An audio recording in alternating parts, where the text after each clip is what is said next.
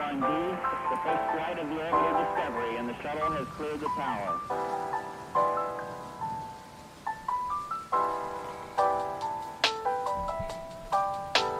Discovery's core computers now have primary control of critical vehicle functions.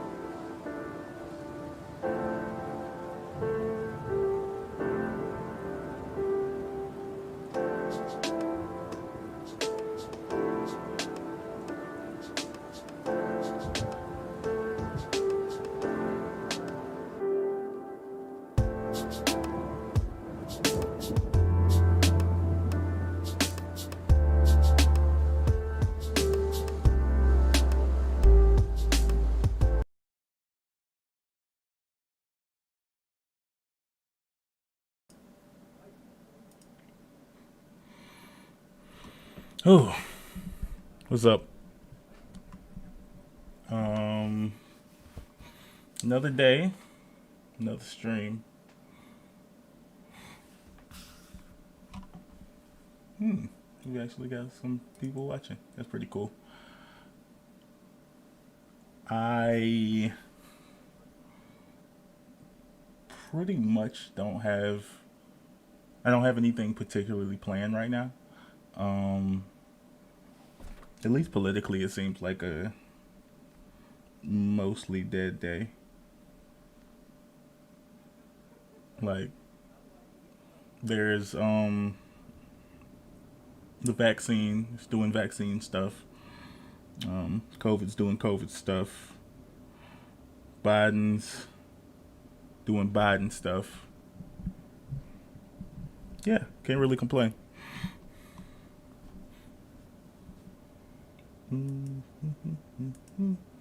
Hmm. Housing policy. I hadn't even considered that. That actually sounds pretty interesting. How do I have a thought out position on housing? What up, Jeremy? By the way, let me go ahead and say hey to people in the chat. Like, um, hmm. Basically, I am when it comes to housing specifically, I am uh, I am a sock dem. I'm not a full socialist. I'm not a communist. Not that there's anything wrong with these positions. I'm just like I always just discuss my personal perspective. So I believe I don't know what yimbe means. Yimbe means. JJ, you white. Yeah, I don't know. I Oh crap! Yes, in my backyard. Okay, that makes sense. Um, Basically, what I believe is that housing is a human right. Um,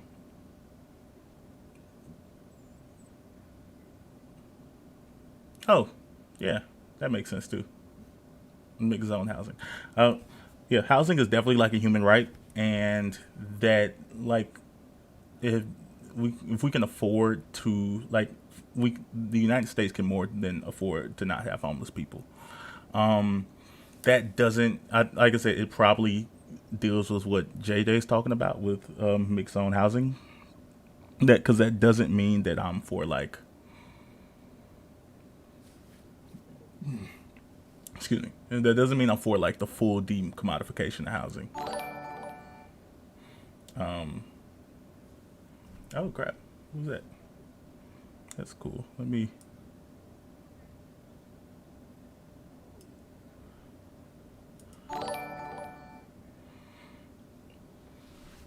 Thanks, JJ. Yeah, that's cool. I'm glad somebody's following. That's the first time I actually even seen it happen. So that's like my first notification. Hey, my bad. That feels weird. Scott threw me off. Pretty much what I believe is that housing should be a human right, but that doesn't mean that like you have to go like full decommodification of housing. What this calls for is saying that there should, I mean, not like what we do now, but everyone knows the concept of public. Like most people have understand the concept of public housing. I think this should be a thing, and I think that it should be free.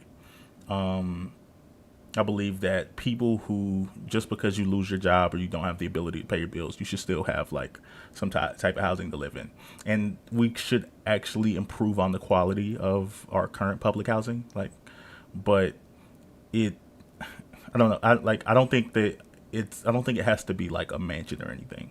Like, and this isn't what people are asking for. They want a place to stay in that's warm, safe, not wet. Um, refrigerator, kitchenette, like bathroom. You know the works. You know how houses work. Pretty much just this. And besides that, like outside of that, I believe that like you kind of I don't know, like I feel like landlords, even though like the fun internet thing to do is like hate on the concept of landlords, I feel like landlords serve a decent purpose. Does that mean that there's not issue with rents and like tenant rights? Sure, yeah, that's something I would be in favor of expanding on, but I don't think it would be useful for the United States government to have 100% control over housing. Um, the biggest issue with this is because like it becomes like way too much to manage. Like I feel like it's just too large of a thing for the U.S. government to manage every single house in the United States, whether it's like currently in use or not.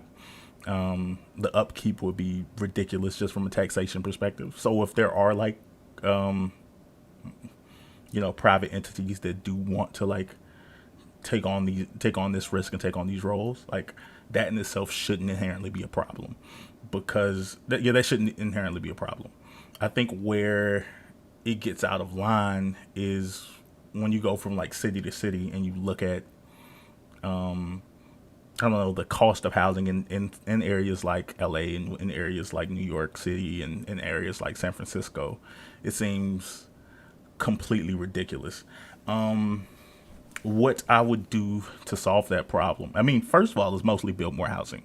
Um, I think the state should, if not like completely take over this job, like add levels of incentives and subsidies to people who do want to take on that business of building more housing in these areas. Outside of the fact that, like, apparently if you look at like a lot of major cities, the way we decided to set up these cities is apparently atrocious. I don't know the specifics. I'm not like a housing expert, but this is just something that I'm about to say the little bit I've done looking into it, and from like other people's opinions, seems to be the case, which sucks. How you doing, Delta? Um, yeah, I think that's pretty much it from like a surface level perspective. Give people housing. Everyone has a house, and then like let people give people the option to rent and buy premium housing. Like, because just from a physics perspective, everyone physically can't live in LA, and that's not to say that everyone wants to, but like they legitimately can't. Even if if there is a homeless, I understand there being homeless problem in these places, and people need to like find housing for them. But having a right to housing doesn't necessarily guarantee you the right to housing in a specific location, which this to some people is controversial. To me, it seems pretty obvious. But I fought some of my friends on this like pretty hard, who believe that like who believe that like people have a right to housing where they want the housing at, and I just don't think this would work out like logistically.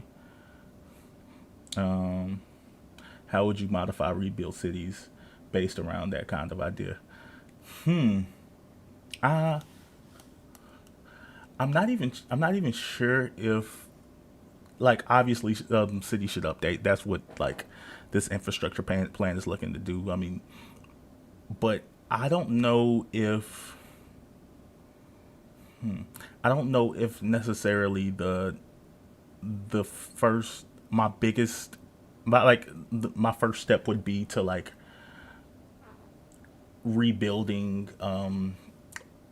like current cities. Like, some places are legitimately, I wouldn't say too far gone, but just like the level of structure and like lifestyle that people currently have in place sounds seems pretty set in. Like, I'm definitely not a fan of China in the slightest, but I do respect the concept of building new cities. And I think that although America's like I think that's something America should like take up, but not in like places where no one lives. But I mean, I maybe this is biased from the perspective that I've never lived in a major city. I've always lived in like a rural country area my entire life, and although I don't like the rural country life, I also don't think I could, like, because of where I grew up, I don't think I could live in like a major metropolitan area. Like, I would have a freaking heart attack and die. But but there is a lot of land in America. That's one of the few things we have lots of, and there are like smaller towns and smaller cities that I think there is room to like use the modern knowledge we have to like establish new metro areas, if that makes sense. Like,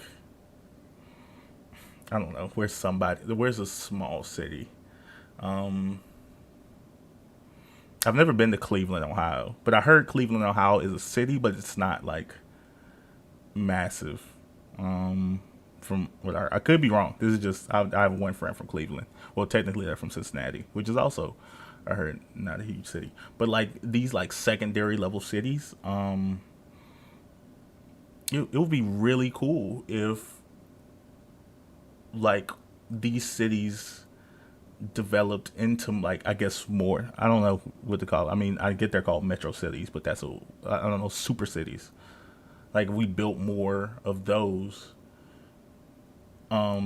using the knowledge we have now, setting up like proper public transport, having like high speed rails, traveling, connecting these new cities that we're establishing, and like sectioning off major sectors of the city for public housing.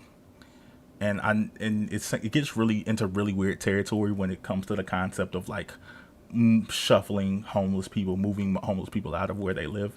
And I don't necessarily want to do that, but yeah, I don't necessarily want to do that. But I think it would be a really cool opportunity as like I don't know, like a third,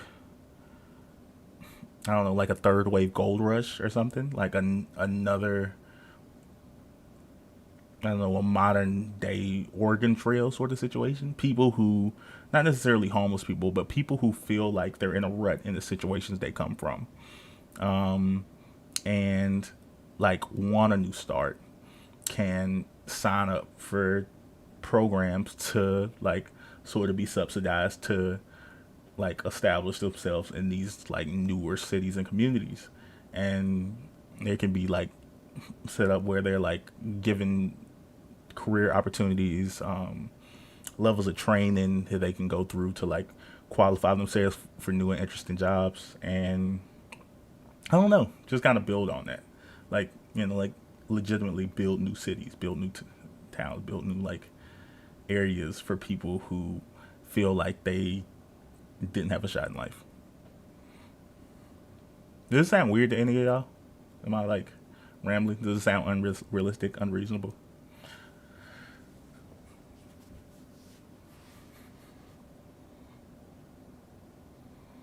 Obviously, this would take a lot of money, a lot of effort, a lot of time, but it doesn't seem impossible. It doesn't like, it seems like something that would be interesting to build towards.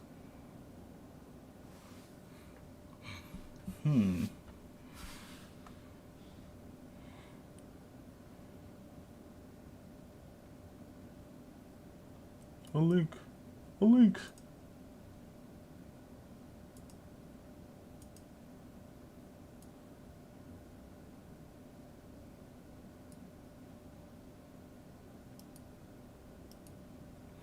Yeah, prioritizing people and livability, walkability, and the planning of them. Yeah, definitely. Like, you know, like it. Everyone wants to do this in, you know, like LA. Everybody wants to tear down LA and like do it this way, but I don't know. I just feel like it would be harder to do it in a city that's already established like LA. Like LA's built. Um, I don't know. Like I just don't know if you could get the support or backing to do it. But people in, I don't know, random whatever they consider a city in West Virginia would, you know, probably be super interested in an opportunity like that. Um, City around me, Birmingham, Alabama, would be like would take on an idea like that.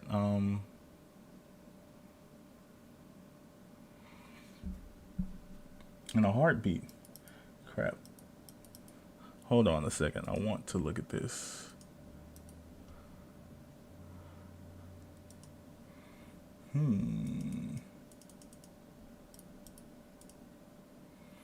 My bad, JJ. I tried to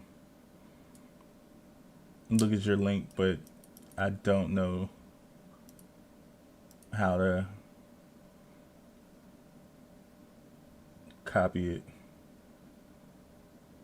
I don't know. I'm stupid. Every day I figure out something new about streams, and I also learn something else that I need to know. So I don't know how to open links. I'll have to check it out some other time. Let's see. The Squamish Nation owns many parcels around Vancouver, exempt from local zoning. With 87% of the nation voting in favor, they're going to build 6,000 homes in at Hong Kong density, 90% less parking than required by law, and besides single-family neighborhoods who cannot stop.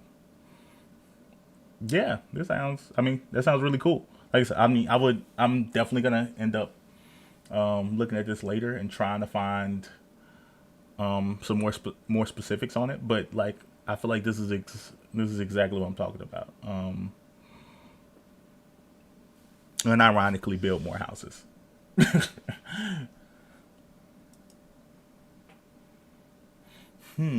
What now? I need to figure out. Now I want to look more into this. Give me a second.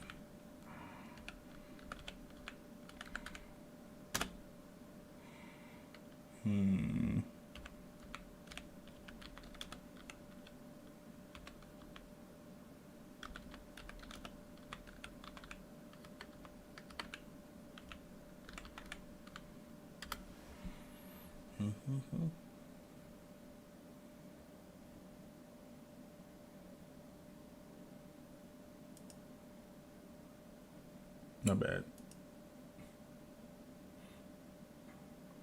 Yeah, it seemed.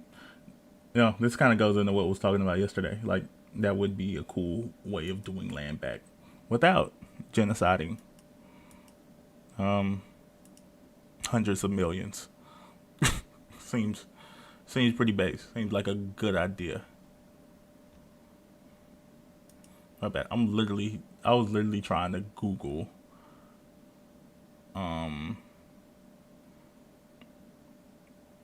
this Vancouver housing project to see more about it. I don't. I'm seeing different little things, but I'm not seeing anything specific right now. I don't know. It's something I'm gonna have to look over in my own time, probably. Y'all seen anything interesting on the YouTube or on the internet lately?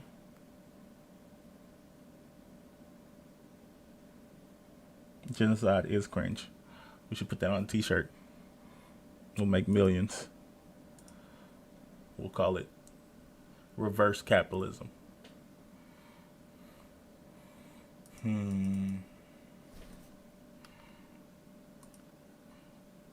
Now I am interested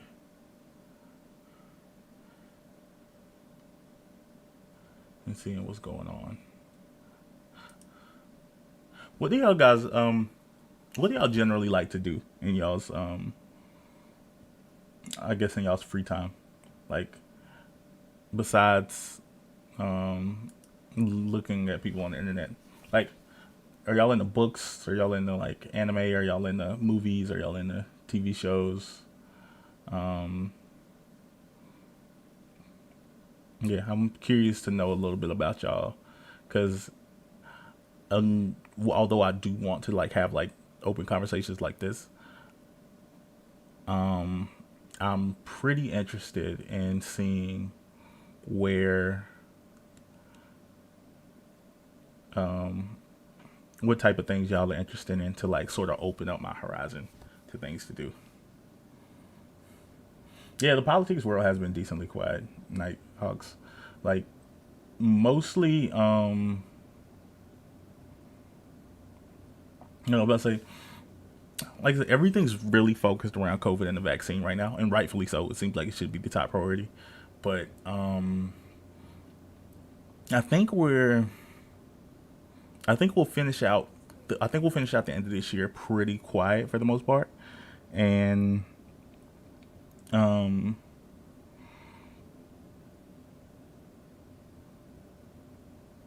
I think we'll finish out this year pretty quiet, and I think 2022 will kick off pretty hard when it comes to like midterm stuff.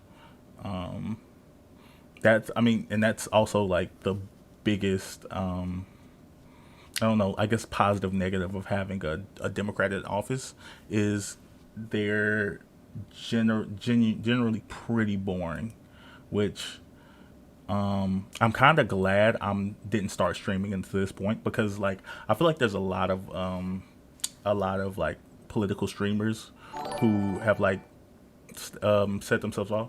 Oh, thanks for the follow. I don't know how to say your name. Mathgard the Betrayer. Thanks. This is really cool. Appreciate it. Um, I think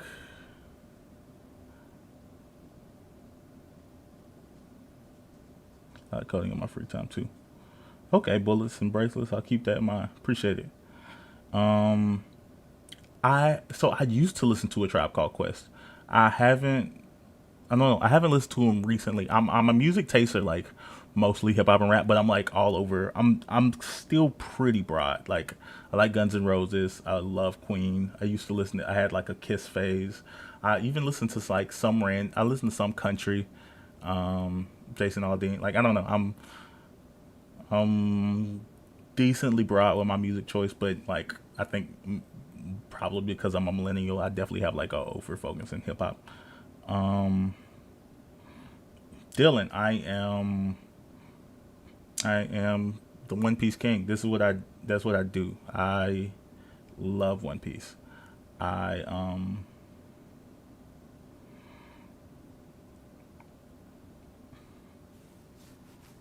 yeah, I haven't missed I don't know, I haven't missed a chapter in I don't know when. I definitely read weekly. Stay up to date, check out the anime when something cool's going on. Um am I still lifting? Yes, I am. I'm not doing lifting heavy right now though. I wish I was lifting heavy, but I've had like a big focus in cardio recently because I have gained some like bad pandemic weight that I am trying my best to get rid of. So right now I'm doing like some like middle distance running. Like I run a couple miles and do some high intensity, some hit training with dumbbells and curl bars and like lighter weights because I'm trying to burn off my chest. Mm, I mean, midterms are always rough for a sitting president. Like, I don't know. It just seems like it always goes that way. It's it's the it sucks because like it would be awesome for like the Democrats to gain more seats because that's what they need to get more done. But I don't know. It doesn't seem like that's what happens with sitting presidents. I hope that like that's a trend that like shifts in the near future. But oh yeah, what I was saying earlier is I'm really happy that I'm like starting getting into streaming now during Biden's presidency instead of the Trump presidency because I feel like there's a lot of people who built up hype really quick during the Trump presidency. I mean, like pretty much everyone actually outside of I think well I mean even I think even Destiny said like he started like he didn't start doing politics until the around the time of the Trump presidency, which seemed like a lifetime ago, but in terms of like timeline, like there's only within the last 5 years, which is like a pretty new space. Vaush hasn't been doing streaming that long. Hassan hasn't been streaming that long. Like, there's a lot of people who kind of own like establish themselves through Trump, which was like a big boom. Like, I guess it was like the gold rush to blow up as a streamer. But I think that outside of, I mean, all those guys are doing fine. They're huge. But I feel like there's a lot of smaller streamers who don't know what to do for content now because they like don't get to like talk about Trump. So I'm glad that I'm like starting this in sort of a more chill a chill time in politics because one, it'll help me to actually I don't know, like I feel like it'll help me to like establish myself instead of just trying to copy other people or like say things about Trump. Like I can actually build build up myself and figure out where my actual interests lie, where my strongest interests lie, and sort of whenever we do get into like midterm season and um, yeah, midterm season and like presidential season, when things do ramp up, like things will be easier from now, from that point. Oh, um, no bad. I have to figure out how to like balance reading chat. Cardio is great for the ticker, but it's probably not the best way to burn off excess weight. According to research, exercise doesn't affect your count. You're right. It is. It's like 95% diet. It's that's super true. Um, which I've been trying to put down my my calories. It really is all calories in versus calories out. I've been trying to. get down my calories in. The issue is I am an extremely picky eater, like to the point that it's according to my doctor, it's considered an eating disorder. I don't I don't know. Like I'm not trying to like I don't think it's that weird. I'm just really picky. I don't eat sauces. I don't like I don't eat many vegetables outside of like corn, green beans, I guess potatoes, even though potatoes are a starch. Yeah, I don't eat many vegetables. Eat I eat like pears sometimes and apples sometimes, but I don't eat many fruits. And I like, yeah, I'm not really a snack person or a sweets person, but I like I eat too many red meats. I like pork. I like things that are like calorie dense and not really good for me, like bad fats. So because I can't really fix things. Well, I should do better with my diet, but because like I eat bad foods, my only option is really to eat less of those bad foods and sort of exercise more, which is why I've turned to running recently, even though I hate running, just because it's although it's not good for like long term calorie burning, it's one of the best ways to get your heart rate up, and you can like burn a lot of calories in the short term.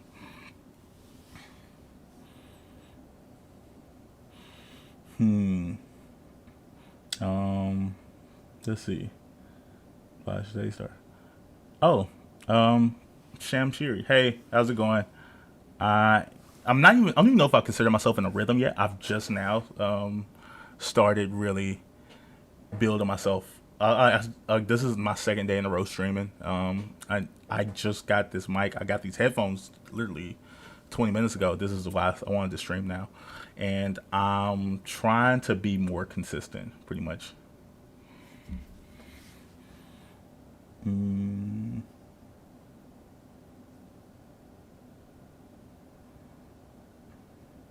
Incremental changes like such such as yeah. I don't I mean I do like pizza, but I don't eat pizza like super often. Um, but that would be a really smart decision when I do, because I do like pepperoni and sausage.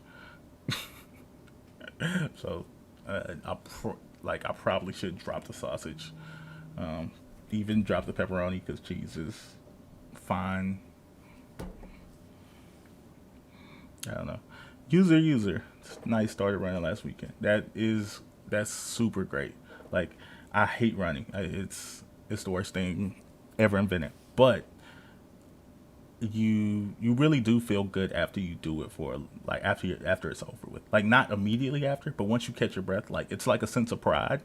And it may be a mental thing, but there's like I don't know. Like I do physically feel better even after like every single run. I feel like I've my body feels better. I don't know. I'm pretty sure it's like 100% mental, but it matters. I don't know. The other reason outside of like gaining pandemic weight is because I'm 26 years old. I'm not too old, but I've always been able to I've always like I've always been pretty strong. I'm always been pretty athletic. I'm still decently athletic. But I it's never impacted my health. Like I've never had like high blood pressure or anything like that. Thankfully, like even though it like runs in my family and it's like a big issue in the black community. But it's I noticed that like I noticed I wasn't sleeping as well as I used to, and I was having like random ailments. I've always had kind of a bad shoulder, but it's like sort of expanded into that, and I had like knee issues, and I was having like a bunch of bumps and bruises and things like that weren't even like training related that made me feel like I needed to I don't know, like my health just didn't feel like what it's supposed to. And those things, and since I've been working out, those things have been slowly fading. So that's part of it. I don't know. I think I want to I want to watch something today. I don't like. I want to talk to y'all too, but I also want to check out something going on in the world. What? I don't know. Y'all seen anything interesting lately that you feel like I should review, or you want me to just find something to talk about? I'm open to either.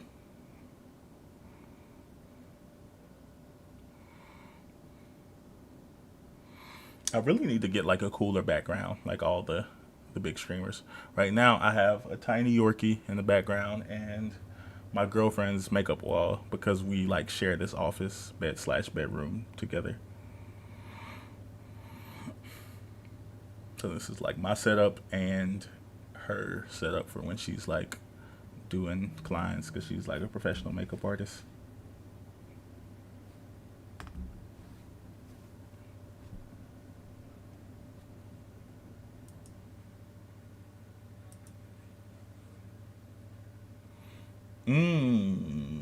The Yang Forward Party. Um, it seems pretty cringe for the most part. Yang, I wasn't Yang Gang. I thought, I mean, I think the UBI is generally probably a good idea going forward.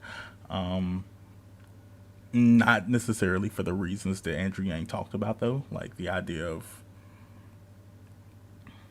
I don't know, like I don't believe in doing policy towards like the fear mongering perspective.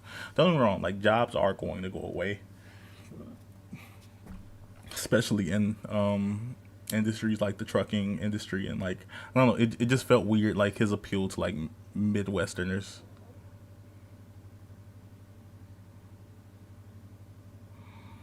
I don't know. I think that actually this brought up a great question. I think Vaush did do. I started looking at this more recent stuff because I felt like I wanted to get like more relevant in the discourse, and I think he did something involving the Yang party. And I don't want this to become a Vosh Reacts channel. But which it's not. I definitely want to have my own. Like I'm definitely gonna like expand on my own opinions and stuff. But it's just sort of a dead day right now, you know. So I think we will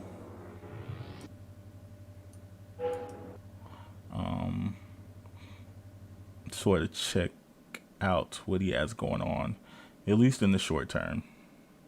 Like just for the day. As I start getting involved in more panels and more like things are actually going on in the news, I'll start doing my own thing more. Hold on, let me edit this title.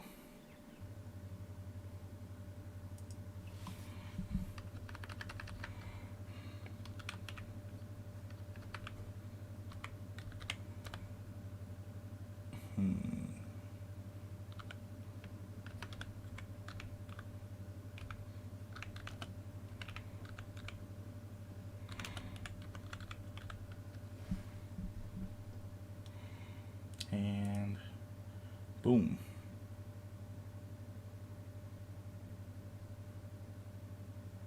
Cool.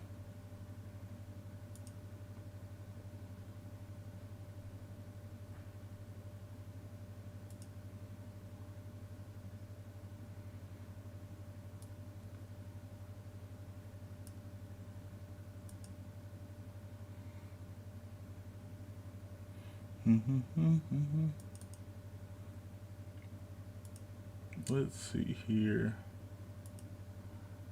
And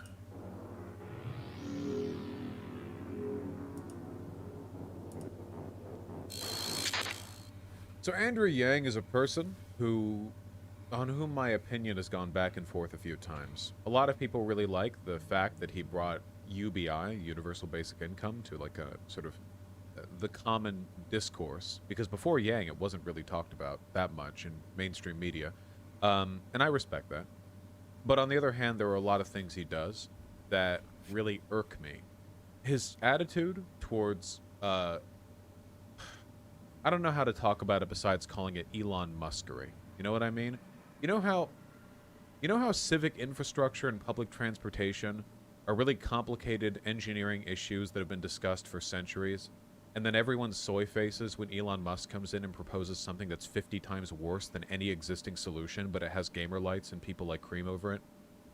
I feel like Yang is like the political equivalent of that tendency, you know? Like, you can make fun of Elon Musk all you want with, like, you know, how do we fix traffic? What if we added a one-lane highway underground that had no exit tunnels, was more expensive, more dangerous to upkeep, cost like 8 times as much to build, and you couldn't access it as easily as you could a regular underground tunnel because you need an elevator to get down there. And also there are no passenger escapes, so that if you crash in the middle, you're fucked and you just die down there. And also you need private cars and also blah, blah, blah, blah, blah, you know, like, instead of just building a fucking subway line. But then you have people like Andrew Yang, who, you know, I mean, I guess they're bringing that to the mainstream. He made a goddamn new political party. He joins the third party movement. Ballot measure advocates mobilizing in the states. He's found the fix to stop America from, quote, literally going insane. Thanks, Yang, for figuring that one. Forward Party was like, if I have to give him credit for anything, like, the name was like spot on. That's the name you go with if you're gonna if your party's gonna have a name. It's gonna be the Forward Party. Like, duh. I don't know. Like, I just thought, like, yeah, that makes sense. One out. It was a third party, the Forward Party, that would change how elections work and force Democrats and Republicans to compete with something else. You know that Yang saying, the you should check out his campaign video? Yeah, link it, please. Yeah, I want to look at it. You know his saying, like, not left, not right, but forward, okay? This is an idiot saying made by idiots for idiots. That's not how politics works. What the fuck do you think politics is? Nope. Not left, not right? Nope. It's forward. If I could change one thing, it would be a ranked voting system versus the single voting system. But I'm doubting that's what this is. Yeah, I don't know. Ranked choice voting does seem to make sense, like, as far as, like, how countries implement it. I don't know. Like, it's something to consider, but I don't think it's the first. I don't think it's high on my, like, it's at the top of my list of priorities.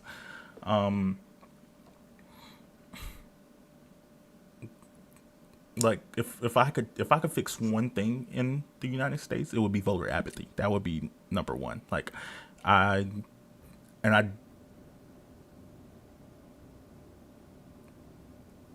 would definitely be voter apathy. Like, I wish that we could, I don't know, if we do banking through our phone. Like, I feel like optically there must be some way to invent an app that would allow you to vote from your phone, and people could still show up, like, you know, to the polls, or you could go to your local library and get on a computer and vote. Like, I feel like the only reason we don't do this is because, I don't know, like, I've heard reasons for why we don't do this, and I don't respect them. Like, yes, could we still have a paper copy? Sure. Like, whenever you do your vote, like, you should maybe have to print off a copy of it or send it to some entity that, like, prints them off and, like, keeps a record of them. Like, that's fine, cool, whatever.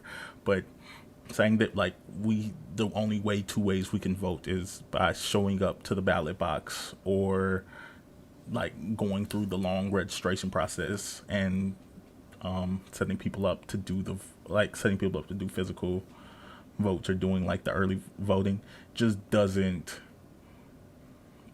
I don't know, it like, humans are way too smart for that, like, inefficient process to be as good as it can possibly get. I just don't respect that. But yes, it is because conservatives wouldn't benefit from it. You're absolutely right about that. Now,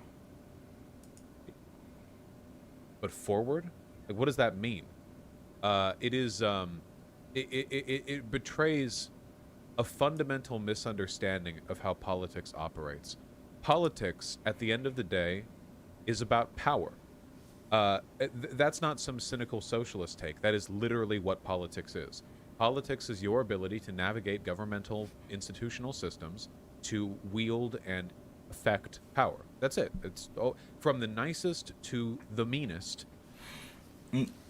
Yes, I understand the concept. I understand the issues with hacking and like potential like vulnerability, but like again, I don't know, we do banking like we do banking through the phone. Like so many people have Cash App and Venmo, and just like every bank in America has some mobile app that allows you to access your money. And we like like we do direct deposit, and you allow like your entire livelihood to be transferred like mobily, like through computer processing. Like I don't, like I don't know. Our vote, like voting is extremely important, but like I, I send, I send thousands of dollars a month. Like I'm not rich, so I don't have thousands on thousands, but like, you know, actual like thousands of dollars a month via my phone, via my computer, payroll sends their money to my bank account through like an automated system. I just don't like. I understand the concept of it being hacked, but I don't see how. Like I would need to talk to someone who is more equipped in this specific field on why we can do so many more things.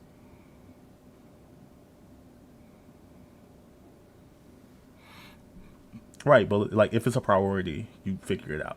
That's just I don't know. It makes sense. Implementations of that power, from charity to genocide, that's what politics is about. There are good and bad ways to do it, obviously, but that's what it's about. The issue is that that power can only really be affected ideologically. Anytime you put forward a policy, you are leaning somewhere on some ideological spectrum. Okay, what True. My bad. I'm sorry. I keep pausing in the middle of Vaush talking, but this is partially about Vaush and mostly about me.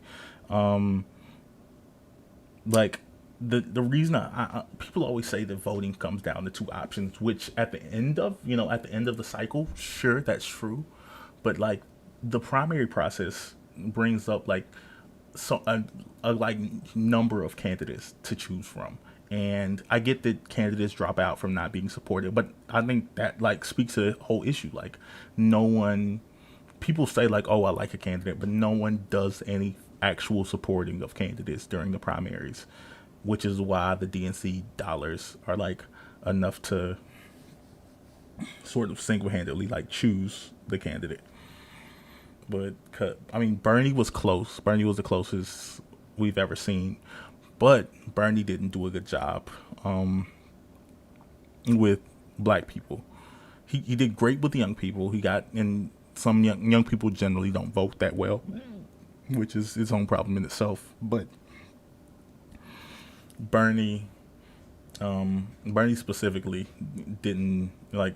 He just didn't do a good job of garnering black support, black voter support, and his among his constituents. Maybe he thought he couldn't win them. I don't know if he's right or wrong on that, but that led to his downfall in that area. I don't know. One second.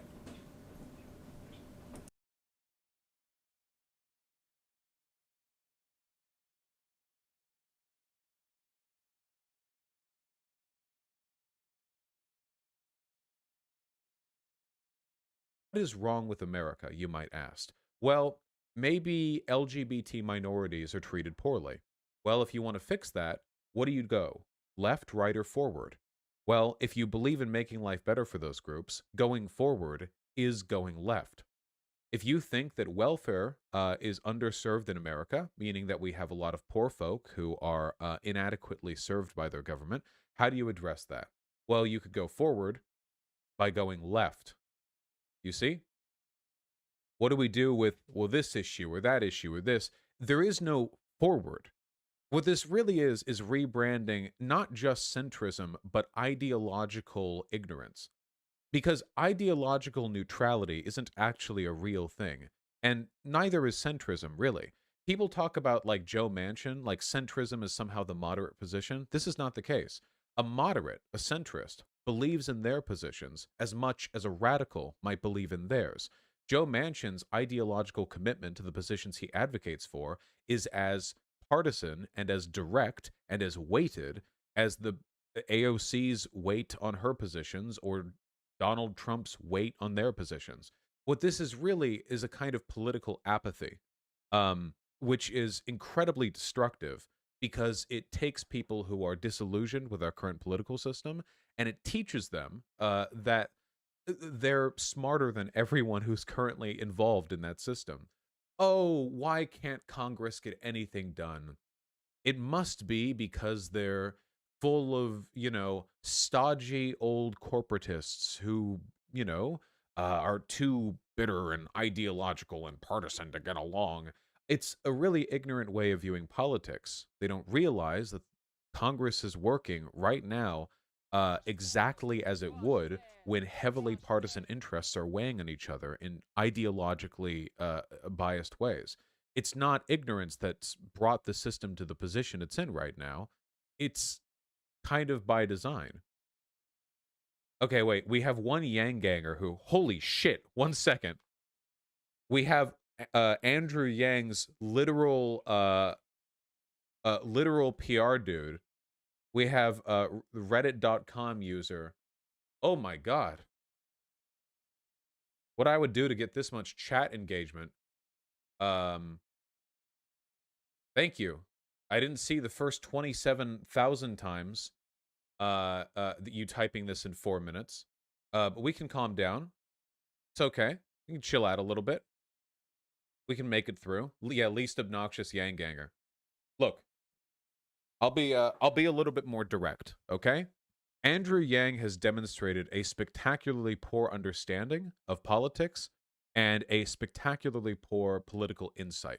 He doesn't seem to have a very good hold on how to actually navigate this system outside of a general understanding that a UBI is a good idea.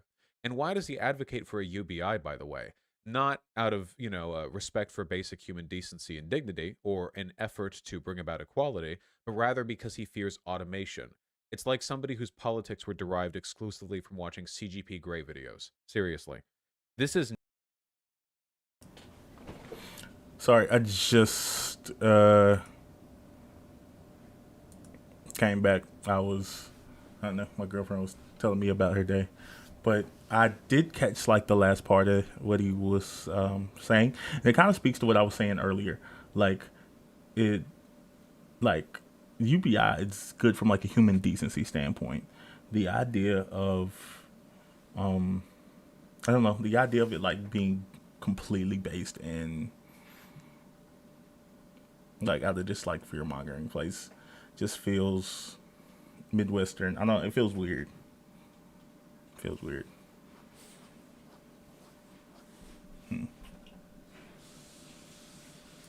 Not good politics. This is an incredibly limited, esoteric, and myopic understanding of political theory, motivated entirely by a limited understanding of how technology intersects with society.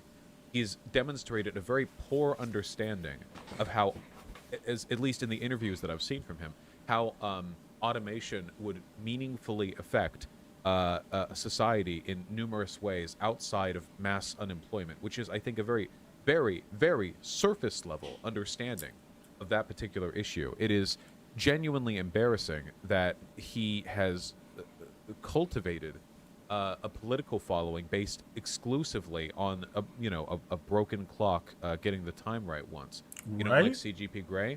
I like CGP Grey, but if you've seen some of his videos on tech, he's pretty Elon Musk pill liberal. I have no idea who CGP Grey is. I don't agree with all of his politics. Good progressive and all, but any of those people who are like, soon technology will solve all of our problems and also replace all of us and all of our jobs. It's yeah, okay, all right.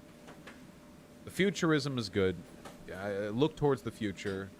But the man, I mean, for God's sake, the man said that the solution to traffic was automated driving. Yeah.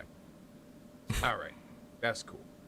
Have fun with that. Somebody reload Public that video. I was transport is supposed the to click it solution to before, driving. but I didn't. I was about to say, Is it not, Vaush? So No, it's basically, public like, transportation. look at God. But it kind of is. No, it's not. Well, Vaush isn't God, but like, this is what I'm saying. Like, I don't know. That was weird. He already answered it. But yeah, public transport. So that means like buses, trains, not even really carpooling. Yeah, literally just like having other options for people to get to work. Because I mean, I drive and it's cool and it gets me places. I have to drive because I'm from the country where like public transport like literally doesn't exist. Like there is no buses, there is no trains. Like I rode a public bus for the first time in my life last year in on a vacation trip in Miami, and it was like the coolest thing I ever. Well, obviously wasn't the coolest thing I ever experienced, but like it just made sense. It was free.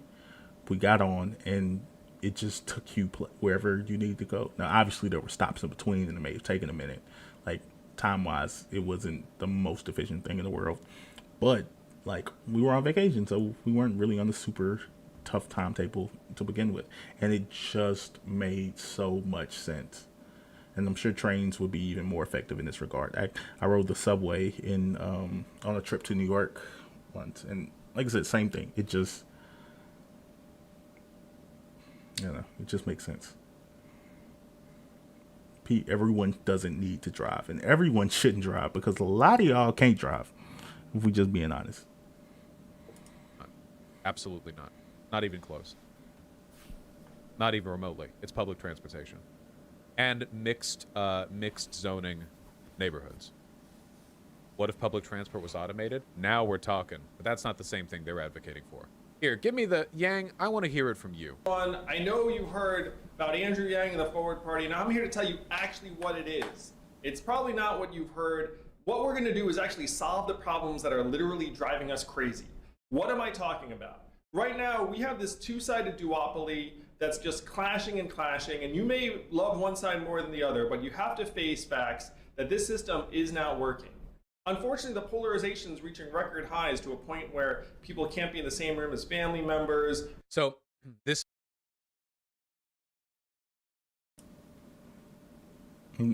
That's super true. Like people are working more hours, and I don't know where innovation is actually going to take us. Like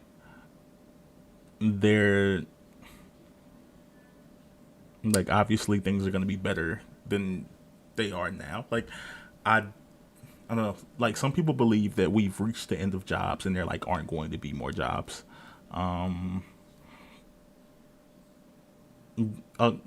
Like I don't want to say I still opinion.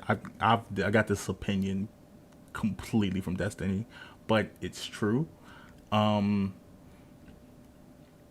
They're like, I don't know. It seems like as humans, we've always found more jobs. Like it doesn't seem like we've ran out of things for people to do, and what those jobs aren't always predictable.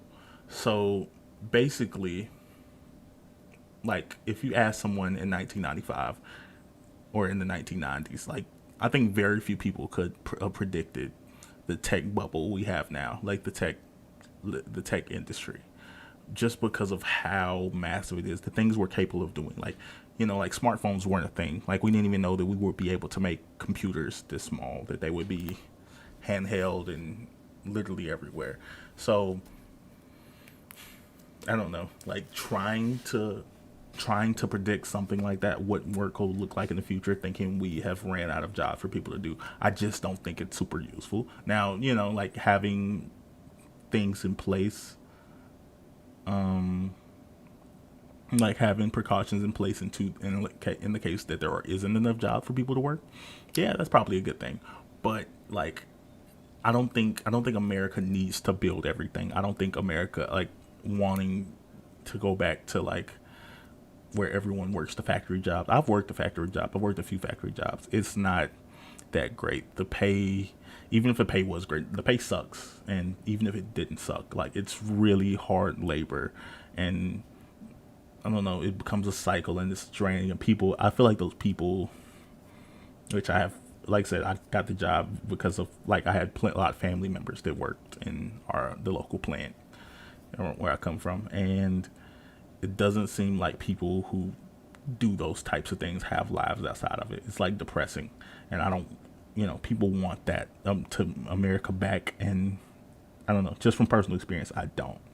I like that people are doing different things now. Like, I like that America isn't just a nation of factories.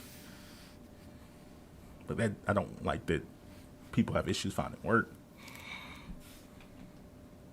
This is another very smooth-brained perspective that I hear a lot from people who think that centrism is something to brag about. Polarization is not in and of itself a bad Zach, we're all thing. going to be like Wally, which is Can the you best imagine Pixar if Yang movie. was around right before the Civil War, saying that the solution between like the North and the South would be for them to both like chill out or something? The solution back then would have been like the political crippling of the South before they were able to secede. That would have been the solution. The idea that polarization is in and of itself bad takes for granted the concept that division is somehow a fault or a failing in political systems, that it's something that should be avoided at all costs through appeasement to both groups. We're seeing literal violence erupt, and it's going to get worse, not better. We're getting more and more polarized, in large part because the incentives of our political system, our media, and social media all are driving us against each other and making us feel like other Americans are our mortal enemies. 22%. Again, one of the reasons I really don't like this as well is because the difference between the sides is so paramount. Right now, Democrats are mostly mad at Republicans because they supported attempted a fascist coup, and are perpetuating a pandemic by refusing to get vaccinated. And Republicans are mad at Democrats because they cheated the election, allegedly. There's a huge difference in the reason why people on either side are angry at each other, in that Democrats, for the most part, are perfectly legitimate in their criticisms of Republicans, and Republicans are largely illegitimate in their criticisms of Democrats.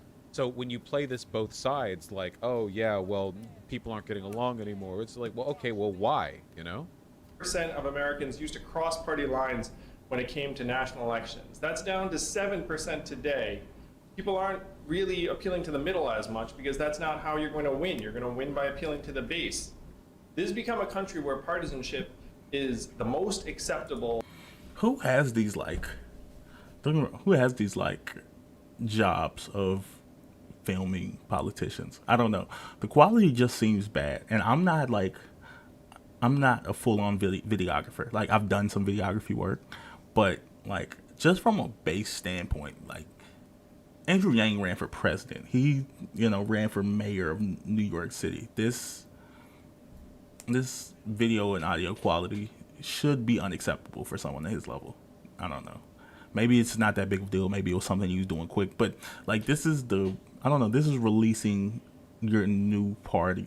You think the budget would be higher than 2 nickels and a potato, but I'm not sure. I say that like people, like my video with Vaush wasn't me sitting in a blindingly white room looking. I don't know, I looked awful in that video. Like, my video quality was poor too, which it's still not great. Like, I'm definitely on like the cheapo streamer equipment. Like, this is like the bare minimum package, but like, at least I know my stream's not great. Like, at least I'm not pretending to. Like, I know it should be better than this, but it is what it is. Most commonplace form of prejudice. Okay. Is it not okay to be prejudiced against people for the things they do and the things they believe? I thought that was the one thing it was okay to be prejudiced against people for, Okay. I'm pretty sure Vaush, I don't think he means what he's saying here. So I'm going to be super good faith in this regards. He's saying, I think he just means it's okay to be judgmental, which is true. But being prejudiced specifically is always wrong, because prejudice is like, it's in the root of its word. It's prejudging. So it's making assumptions about people without good reason to do so, without merit for your beliefs. At that point, it's just I guess.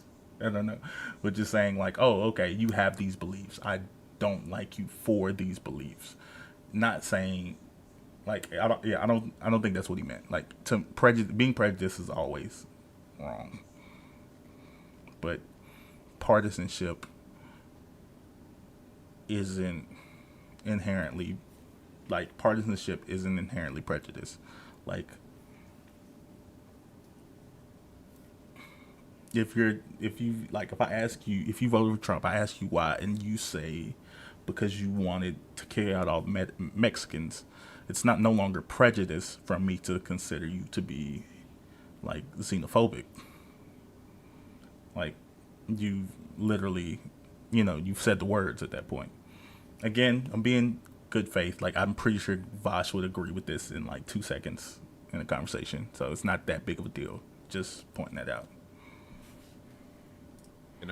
Like, if I'm talking to a person and they're like, yeah, I don't think gay people should be able to marry, I can then say, cool, I'm now prejudiced against you because I don't like you very much. Is that right? See, he just said it right there. He's just using the word incorrectly, but what he's describing isn't prejudice. that bad? Like, this is what I mean. Partisanship is not inherently a bad thing. As long as it's, motivated by bad behavior on the it's like it's, imagine, like the growing partisanship between like rapists and anti-rapists. Like, oh, I don't know. It seems like something you could get mad at a person about. Now, people have been feeling Oh my God. these problems getting worse and worse over the last number of years. Yeah, the to Ezra the point where Klein now quote is a good one. 57% of Americans say they want a third party. 60% say that both parties are out of touch. Sure. Right now, people who say they're independents essentially outnumber registered Democrats or Republicans 2-1.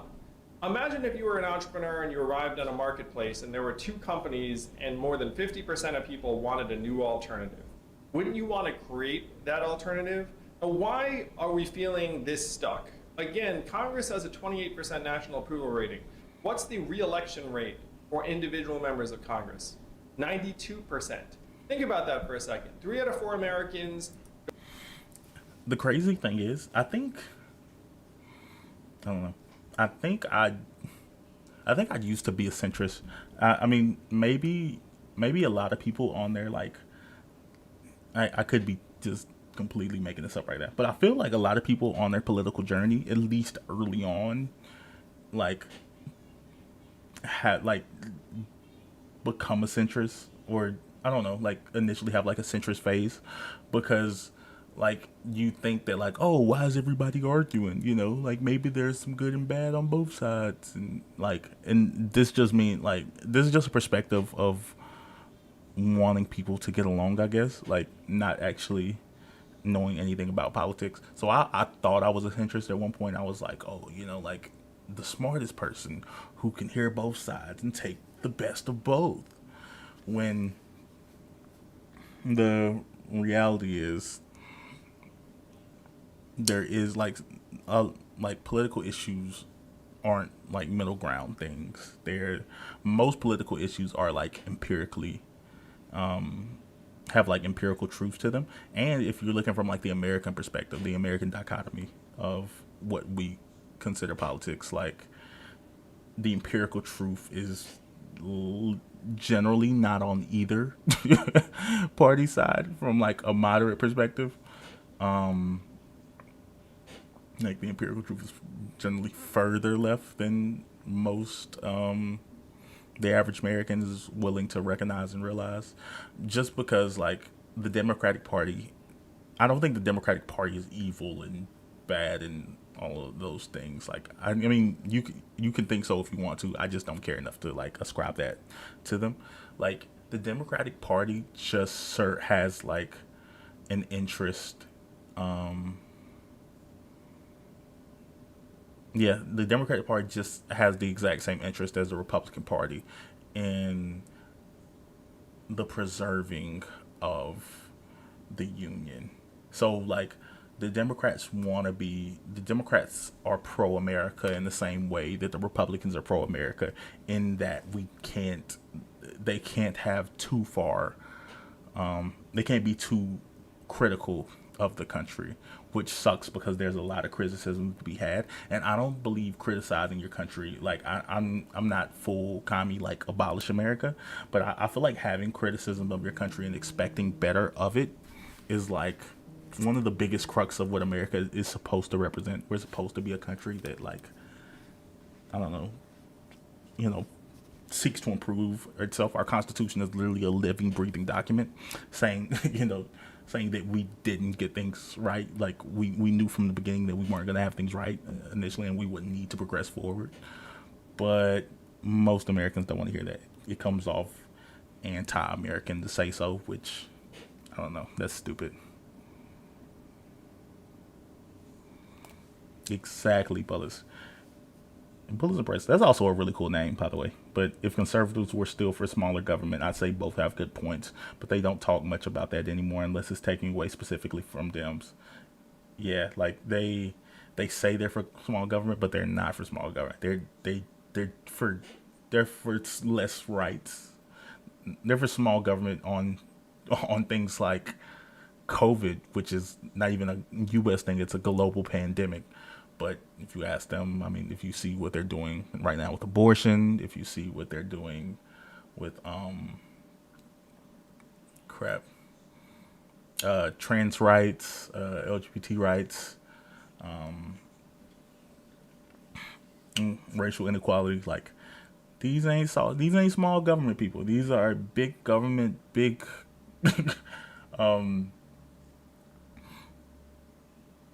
crap. I don't know. It was a word I was looking for. I lost it. I had a little mini stroke. But yeah, the Republicans aren't small government, regardless of what they tell you. I mean, Yang has been mask off. Yang has always seen politics as a business. And I think he generally has like a decent heart and place. Like, he's he's definitely willing to,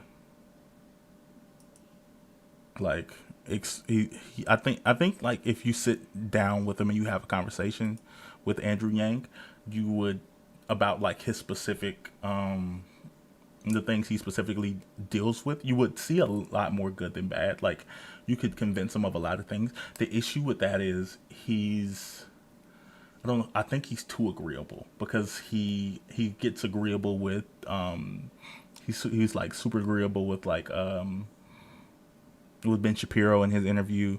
He was super agreeable. I could be making this up. Didn't he do an interview with Joe Rogan? I could have swore he did. And I felt like he was super agreeable with Joe Rogan in their interview. I want to say he recently did a Tucker Carlson interview where, like, it just seems like he agrees with whoever's talking to him, which is, I don't know, it's pretty bad. Like, he has values, he has principles, but I think he can be too compromising in certain discussions. That's just my opinion, though.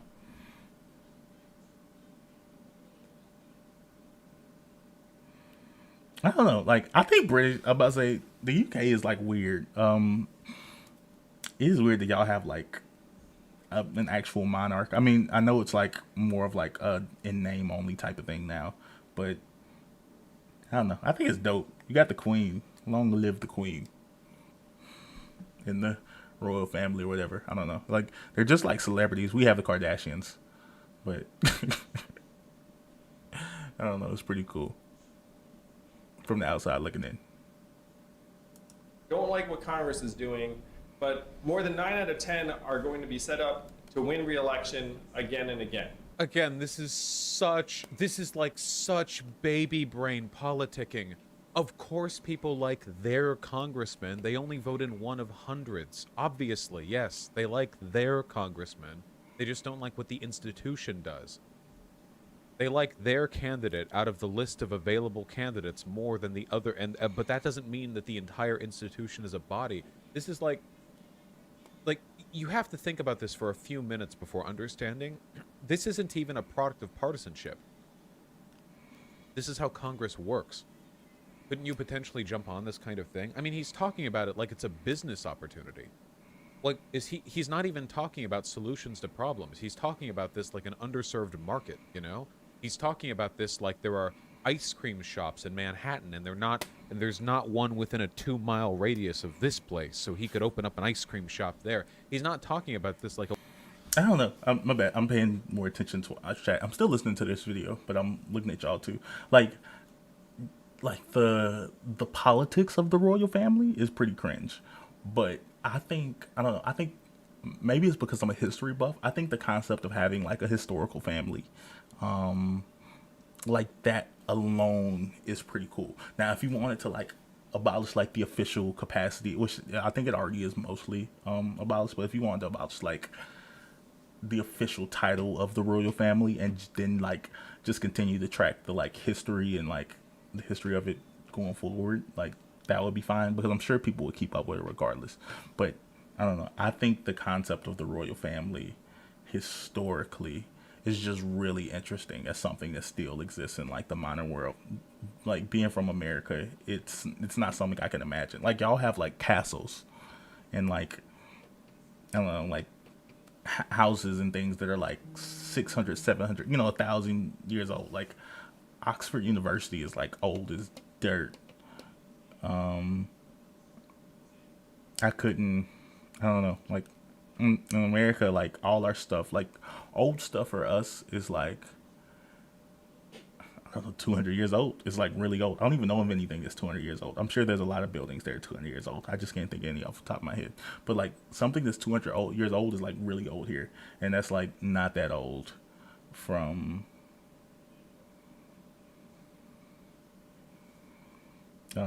I'm sure it's not old at all from like a UK perspective. Really? I didn't know the Queen still had power to alter laws. That's strange. Yeah, that's not cool. That's not based at all.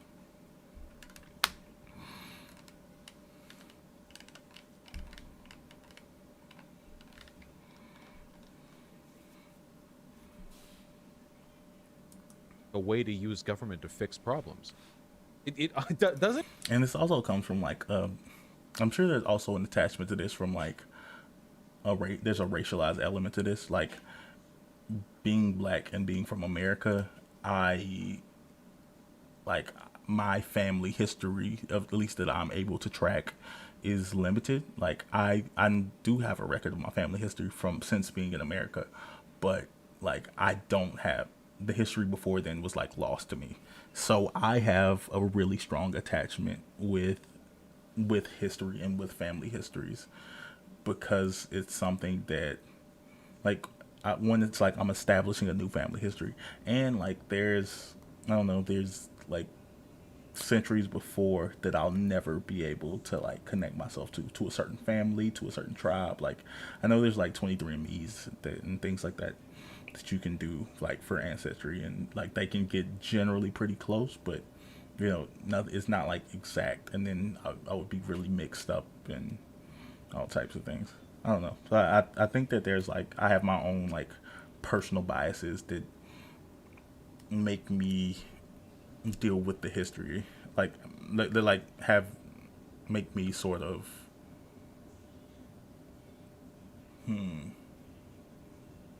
I don't know. I hold a lot of weight in concepts like histories and families. Doesn't it sound a little bit like he's opening up a scam or something?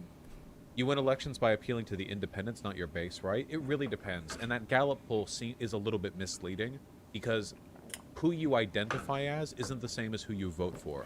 A lot of people identify as independents but vote Democrats. When I get polls like that, I identify as an independent, but I still vote Democrat. I'm still a member of that party. How you identify is more where you consider yourself to be as an ideological bloc. But more...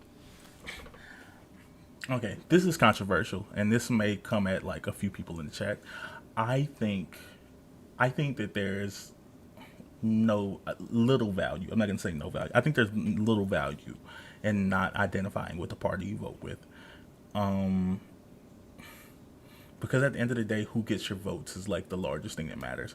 I mean, yes, my political identity is a sock dem, but if you ask me generally, like, or like, I am a registered member of the Democratic Party, and the reason I am is because one, I get like I'm a part of like email groups. So I'm able to like I get like know-how about political things going forward because I want to be involved in like real life politics. I know members of like the Democratic Party, and I want to. I don't know. I want to do some more stuff from a real life perspective, but also like a party is just a name, and the Democratic Party currently has like the foundation and the power to do good, and separating yourself from them to me does nothing. Yeah, like I think the Democratic Party can become a more progressive party. Like the Andrew Yang route of starting a third party is, I don't know, it just seems like way too much work and useless to me. Change the party that's already done the work and make that party more progressive from the inside, which is really possible. It's literally just getting the right people elected and expanding your power from there. And it's not just presidents, it's not just senators, it's not just Congress people, although those are like the most important people from a federal level. It's mayors, it's party officials, it's cabinet members. It's state congressmen. Like there's a lot of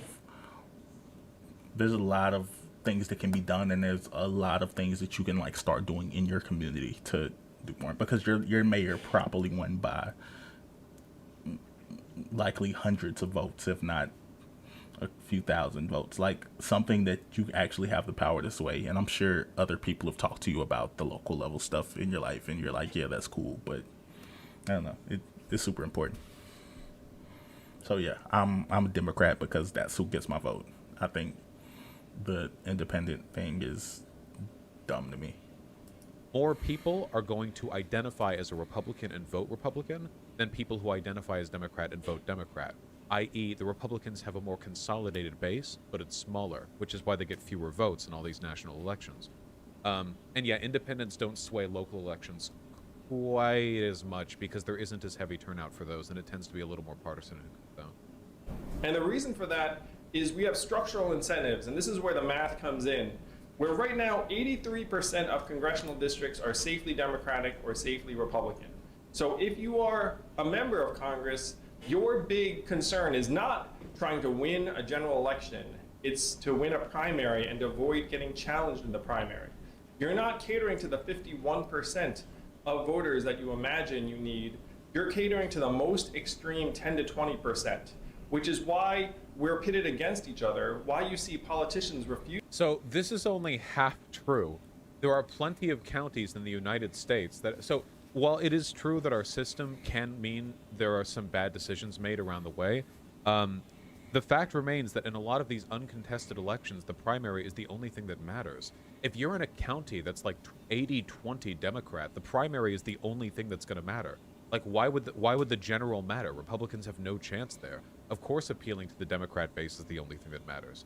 What you're really talking about here is low turnout for these local elections. But adding a third party isn't going to fix that. That has to do more with civil society and making it easier to vote and encouraging people to vote. Using to compromise. This man saying what I'm saying. Because they know if they do compromise, they're more We likely on the to same get challenged page. and lose their seat We on the same than if they stay on their party line page. and nothing gets done. Compromise is not an inherently good thing. Again, he's not even talking about any specific issues. Compromise on what? You want to compromise on everything? What about with Republicans whose only goal is to destroy and not actually to build anything positive? If you try to compromise with them, they'll step one step further to the right, you know? Like that comic. You know, they'll both, the Republican says, we'll both take one step forward. The Democrat takes one step forward, the Republican takes one step back. And then the Republican smiles and says, okay, come on, just one more step forward. And they keep doing it over and over and over again. Republicans don't actually care about building anything affirmative in this country, so there's no incentive for them to make fair compromises outside. Which I don't think, I don't know. Like there's always been like talks of like, oh, the government is moving more and more right. I don't believe that to be the case. Actually, I think that like generally historically, like, I mean, absolutely not socially, and debatably not. Actually, a pretty good debate. Going so from an economic perspective, like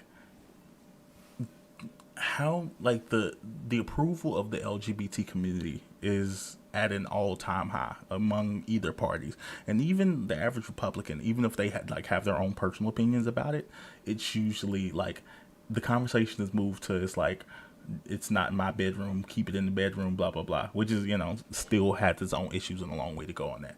But like, do you remember what the conversation on gay people was in 2005?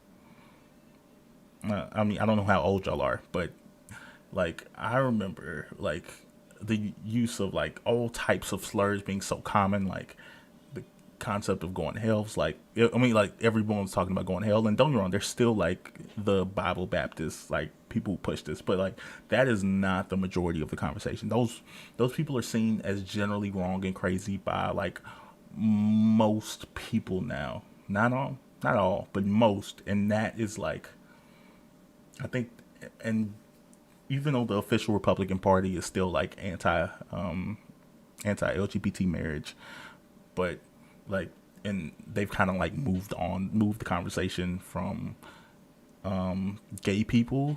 They moved the conversation from gay people to trans people, and now we're like in the middle of this transition phase where they're moving the conversation from trans people to trans children, because they keep losing the culture war. They actually are losing ground in all of these areas. And they keep going into like more and more like niche subjects. So like, yeah, I think the left is winning socially, big time, in terms of like, I mean, we just had the George Floyd protests, was the largest protest in American history, and it was, like, not filled with leftists, but you would consider it like, it's from a social perspective, to be a generally left-leaning movement. Fiscally, like, I do believe the country is moving left. Like, I don't believe we're at like, I don't think we're at UBI, but the conversation is being had. It's like healthcare seems to be like a big issue now, like something that Republican or Democrat, that like both are come to an agreement, or both are sides of generally an agreement, at least among the average American. Like politicians are a different subject story, but at least among Americans, like the people, it seems that like something needs to be done about healthcare, and that's a conversation that didn't seem realistic, like coming into the 21st century. And I do believe within the next decade, I mean, hopefully within Biden's presidency, like that, it was one of his campaign promises that he's going to expand on the ACA. So I would love to see it become a true public option. But yeah, I do believe within the next decade we're going to see some like major systemic changes in the way healthcare works. I believe that. I believe that we're going to see an increase in minimum wage. I mean, Biden's in favor of it. Like, we just don't have the votes in Congress to do it. Like, so even from a fiscal perspective, I do believe, fiscal and socially, I believe the country is moving left. Some would say not fast enough. Climate change obviously would demand that we move faster on these issues, but it's, I don't know. I don't think it's something to be like doomer or pessimistic about. Which I don't think Vaush was framing it that way. I think he was just like creating an analogy for what like Republicans would like to happen, but I don't think that's like what's actually happening. Like keeping the very basic functioning of government operative. Beyond that, though. So if you put reasonable The UK sucks. Sorry to hear that. That's it. people into this system of incentives, they'll actually become more unreasonable over time. This probably reminds you of America's political system. More unreasonable over time. Notice how he just substituted partisan with unreasonable. Can you justify that substitution? How the more partisan you become, the more... I'm sorry, I think that a person who never votes Republican is actually the most reasonable American. See, like, this is what I mean. He literally thinks that, like, this is the golden mean. He actually thinks that the more centrist you are, the more right you have to be. This is an insane perspective. Like, most centrists won't actually say this. They'll just imply it. He is outright saying it. So how are we going to make this happen? For real. I could give an inspirational speech, but we know that would do absolutely nothing. That's political speak. I'm a problem solver, and if you... What's up, Andrew? The divide is pretty bad, though. The right has been getting pretty scary. Don't get me wrong. Like, yes, they're getting more partisan, but I think it's like it's from like a place of desperation. They're getting together as many like radical people as they possibly can to like be super right and super radical, and hope that they can like, I don't know. They're looking for, I don't know. They're looking for like something to. They're looking for something to grasp onto, but I don't really. I don't know. I like maybe I'm like optimistic in this regard, but I don't see the Republican Party as it currently exists. Just knowing like what the average millennial thinks politically, I don't believe the current Republican Party exists, and millennials are about to become like the most important voting bloc. Like as the baby boomers, which is my mom's generation, and Generation X, which is my brother's generation, starts to get older. Like, I don't know. My brother's in his mid-30s, going into his 40s. Don't get me wrong. Like, it's gonna be on them, and they're kind of split. They're more progressive than the boomer generation, but they're still like sort of split on their vote. But like, millennials are starting to get into their 30s now, which is, and we're more politically engaged, I think, than like previous generations, even though we don't necessarily vote yet. So I think there's going to be like positive movement going forward. I think the Republican Party is going to have to drastically change on the types of issues they care about if they want to continue it to exist, outside of like some random state battles, like interstate battles. But like federally, they have to adapt or they're going to get left behind. We want to solve the problem here. See, he's bragging about not using political well, this is politics, my dude. It's not. Yeah, it's so beyond you giving a speech on the importance of your ideas. I'd like some policy. That's also political speak. Here's how we do it. The Forward Party has... And yeah, calling yourself a problem solver is political branding. It's like how Sarah Palin marketed herself as a maverick. Sarah Palin. Oh yeah, I'm not about Keep that them big glasses political straight messaging. I'm just going to on. spend my entire campaigning career branding myself as a maverick to distinguish myself from other Republican candidates. If you know, you Oh, was know. it McCain? No, wasn't it Palin who said that? Was it both of them? Oh, God, it's been so long. some very straightforward tenets. Number one, open primaries and ranked choice okay, voting so that you actually can have political dynamism and different points of view. We changed the primary system from the closed party primaries Correct. to open primaries and ranked choice voting. Absolutely correct. This would immediately make our political figures more rational because they'd have to cater to 51% of us rather than the most extreme 20% on either side. That's not necessarily... That's not what ranked choice... Okay. State has This is Vaush's backup channel, and this video has this channel has 75,000 subs and 40,000 views. That's crazy to me. We gonna get there, boys and girls and non-binary people. We are going to get there one day, slowly but surely. Grind starts here. Remember, look. We're gonna look back on this day when we were here first. This October 14th, 2021. I don't know. It'll be interesting to see what happens in a year. Has already done this. Alaska, and there are 24 other states where you can do this with ballot initiatives. Universal basic income, human-centered economy, fact-based governance. Fuck me, dude. I'm soying so fucking hard. Fact-based governance. Really? Modern and effective government. Holy shit, dude. You want to make our government effective? That's fucking crazy, bro. I never thought of it that way. Fact-based. Thank you very much. You might as well just say make things good. What we stand for, doing good. Oh, thank you. Notice, by the way, that outside of open primaries, ranked choice voting, and universal basic income, there are no policies here. Credit where credit's due. They put the policies up here at the top, and even this is kind of fucking vague. But the rest of it is just absolutely meaningless virtue signaling. Governance, modern and effective government, systems that actually work, but also grace and tolerance. We're not out to demonize or villainize anyone. We love our fellow Americans. What we have a problem with is a system that's going to turn us against each other.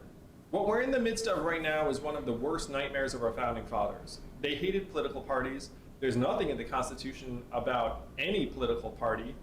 And the duopoly would be their worst nightmare come to life. Because what they would have seen is factions that just clash over and over again and are susceptible to bad leadership.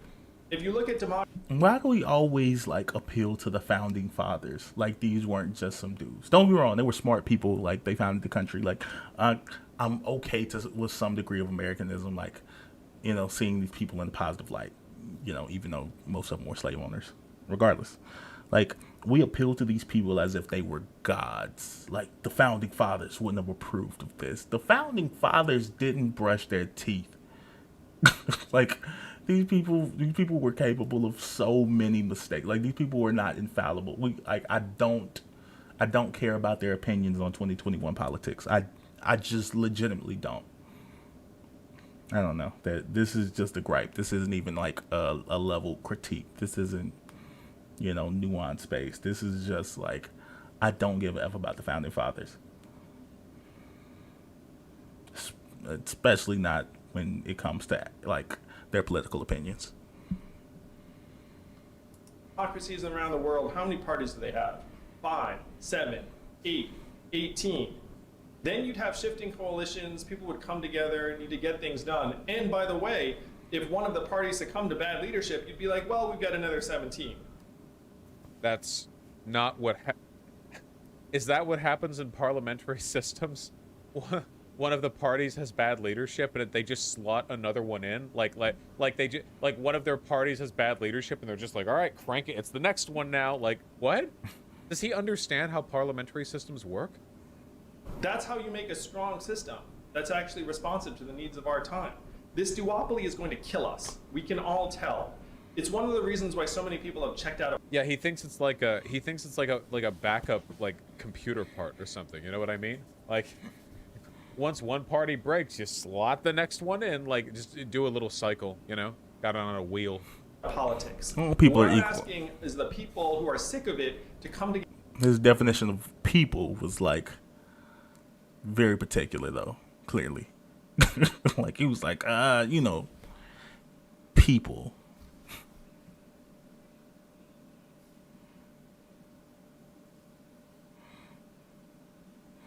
I don't know. Yeah, nationalism in itself. I don't think there's. I guess I need to separate the difference between nationalism and patriotism. Like I think having some level of pride in the country you're from is no different from having pride in the state you're from or the city you're from or the block you're from. Like I think that there's nothing inherently bad about taking pride in these things. I think people run it like over a cliff to justify really, really bad things, though. I don't know.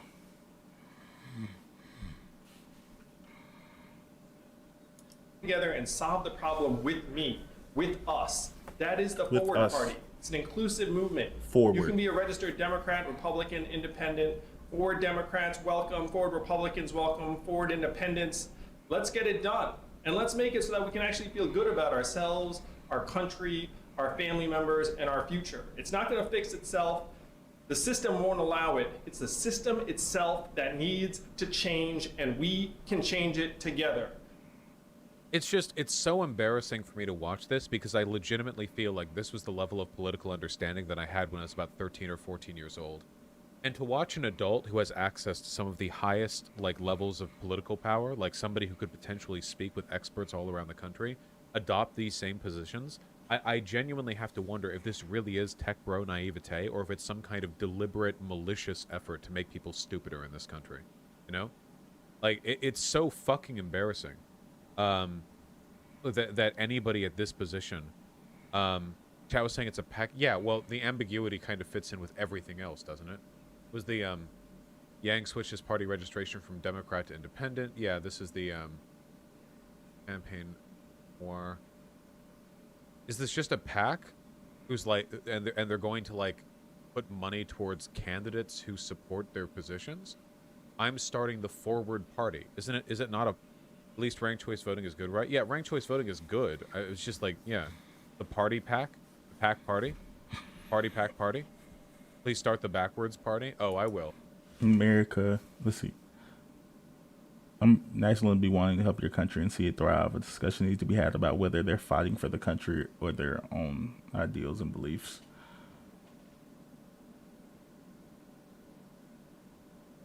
Yeah, Nighthawks. Exactly. That's what like that. That's kind of where I think of when I think of nationalism. Yeah, exactly that. Like I think that. Yeah, like in. Some people take pride in their country, means that like you can't critique it, you can't have faults with it, and if someone who does have faults with it, like means they don't have pride. They can't also have pride in their country. Now, don't get me wrong, there's a lot of people who don't take pride in their country, and like rightfully so. Especially one, if you like aren't just legitimately aren't proud of your country, like, and two, if you take more pride in like personal things that you actually are responsible for. Like if you're more proud about, like if you were in a band and you made second chair, if that was, you know, that was something that you did with your own like with on your own like a merit, and that's something that you're like super proud of, like to me those, you know, that's just like, I guess the way you work, like that makes more sense as something to take pride in. But I don't have, like I said, I don't have a general issue with people taking pride in their country. I just think they, like I said, they use it to mean that you can't have criticism for the country also.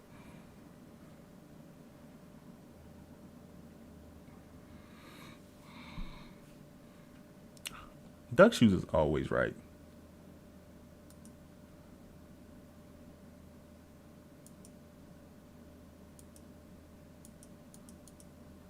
Dang, you're always right. Don't worry. Not left, not right, only backwards. Horse-drawn carriages for all. Unironically, thank you. Oh, it's a D&D party. I understand. It plans to register as a party when it can. Okay, wait, then who was the dumb fucking chat who kept spamming that it was a PAC? A PAC that plans to grow its support, then petition the FEC for recognition as a political party when they fulfill the requirements. What the fuck is wrong with you? Eat my ass. Jesus Christ. Okay, yeah. You're pushing for a party. It takes time to actually make a party. You can't just instantly do it. You have to get registered appropriately. And that's what they're building for, and that's what they're advocating for. Ah, God. Anyway, it's just dumb as fuck. Look, people, especially tech bros, okay? Because this is a big thing with them. They like to reduce politics down to systems they can understand. People, human beings, like systems they can understand. We are hardwired to recognize and detect patterns, and the world is more comfortable to us when we can slot everything into its place. That's one of the reasons why religion is so, like, or spiritualism is so universal in human societies, you know? Because for a very long time, at least, we had no way of physically explaining so many natural phenomena. So we observed them, and we told ourselves stories to explain how they could come about. And we still do that today to some extent. There are still metaphysical things that we don't have very good scientific explanations for because science doesn't offer great answers when it comes to metaphysics. So often we fill in gaps. And Okay, that is pretty much made it through the video. That's pretty much it on that. Well, like, I have no idea how some people stream for like 8 hours a day. Don't get me wrong. I mean, I guess if it was a full time job, like if I had like if this provided like an income to do so, like obviously it would be way easier than actual work. But I currently not in a position to move like that. Um, I don't know. What else I got going on? I was about to say I think I'll do another. I don't know, another 15 minutes, depending on what else y'all want to talk about. And generally, like I said, isn't because it's not that many of y'all. Like I'm able to look through the entire chat. What type of things do y'all want to see? Like, do y'all want to see? Do y'all want to see like more game content? Like, do y'all want to see game content? Because I recently started playing RuneScape again. I want to. I want to. I about to say I want to stream like maybe sports games. Like I play Madden. Even though if y'all aren't necessarily sports fans, it can be like fun something to do in the background. Thanks, Nighthawks. Like, I'm about to say y'all are pretty chill too. Like I said, I want to expand on what I'm doing and sort of build up to be able. I want to do more, but I also want to be having like engaged community where I'm actually listening to the types of things you want to see. Because I'm sure you all have watched streamers in the past and you feel like, oh, like sometimes they do cool stuff, but they, I don't know, like it would be really interesting to see X. Like it would be interesting to see more debates or more, I don't know, panel work or more chill game stream or more video reviews like this. Like even though I didn't finish the whole video, I feel like we got through all of the important part and sort of talked over what needed to be talked over. I don't know. I just want to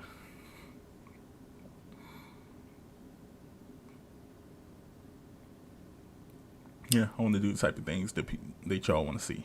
And I feel like the easiest way to do that instead of trying to like guess is be open and ask.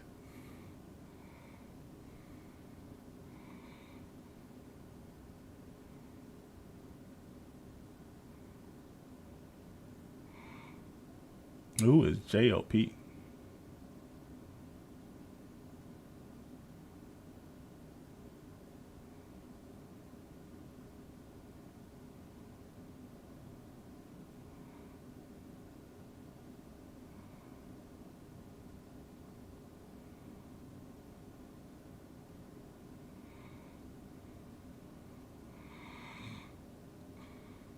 Yeah, I think that's important, Nighthawks. Like I mean, I'm not gonna do something that I don't enjoy.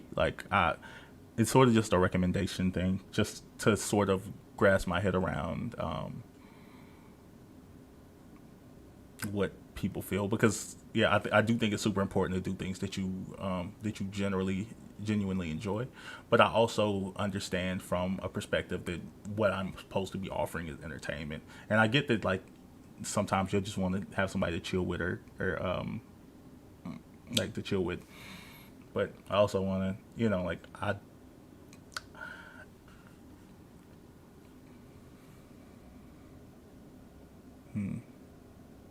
yeah, that may be interesting. I actually want to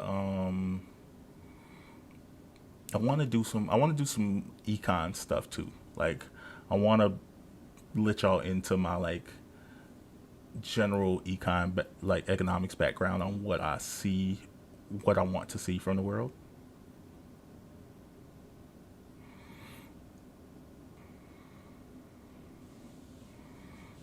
Um,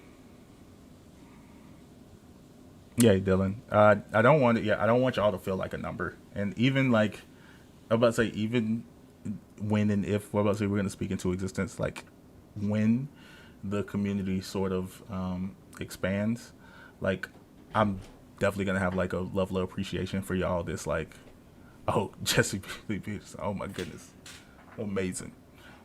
I definitely want to like just like have a certain respect for y'all who like are watching me in the beginning and sort of appreciate what's going on.